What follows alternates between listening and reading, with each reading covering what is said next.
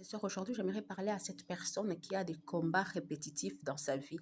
Il voit chaque fois que des choses se répètent. À un moment donné, l'amélioration, après, ça se répète, ça revient chaque fois dans ta vie. Dis-toi, il ne faut pas surtout perdre courage. Ce qu'il faut te dire dans ton cœur, c'est que Dieu a mis en toi la capacité, le pouvoir d'exterminer ces choses-là. C'est pour cela qu'il les fait revenir dans ta vie pour que tu puisses comprendre que ces problèmes, je ne dois pas prier juste pour prier, mais il faut vraiment que j'entre en profondeur pour que je puisse l'anéantir dans ma vie. Il faut savoir que dans chaque circonstance négative, sombre de la vie, il y a toujours des esprits qui sont derrière ces choses. Et ce sont des esprits impurs. Et ce que tu dois savoir aussi, que les esprits impurs n'agissent pas seuls. Ils doivent se créer un corps pour venir troubler la destinée des enfants de Dieu.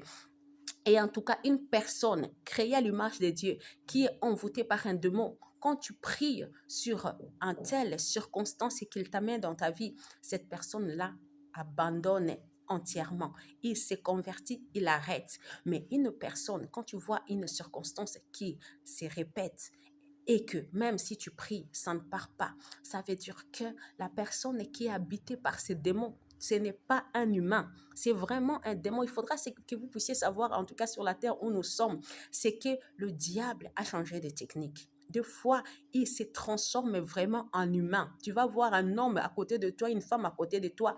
Ce n'est pas un homme créé à l'image de Dieu. C'est un démon qui a porté un corps pour venir troubler ta destinée.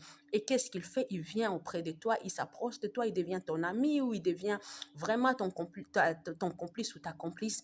Mais pour nuire à ta destinée. Et Dieu, des fois, te montre dans des visions. Dieu, des fois, te montre dans des révélations. Mais tellement que dans le monde normal, c'est une personne très gentille, une personne aimable.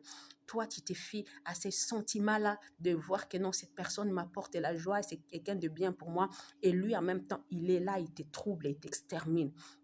Qu'est-ce que tu dois faire par rapport à ces cas-là? Dans le monde normal, sois gentil avec, rigole avec, mais dans le monde spirituel, c'est ton ennemi. Il ne faut pas lâcher la main parce que lui, il ne va jamais lâcher la main. Il est venu pour une mission, pour t'exterminer. Alors toi aussi, de ton côté, il faut demeurer dans la prière. Il faut vraiment le combattre. Il faut le combattre spirituellement dans la prière, le détruire ses pouvoirs, l'exterminer. Parce que si vous vous rappelez avec Josué, Josué avait en tout cas des nations qui devaient exterminer, depuis les hommes jusqu'aux enfants, jusqu'à même aux animaux. Tout ce qui respirait devait être exterminé.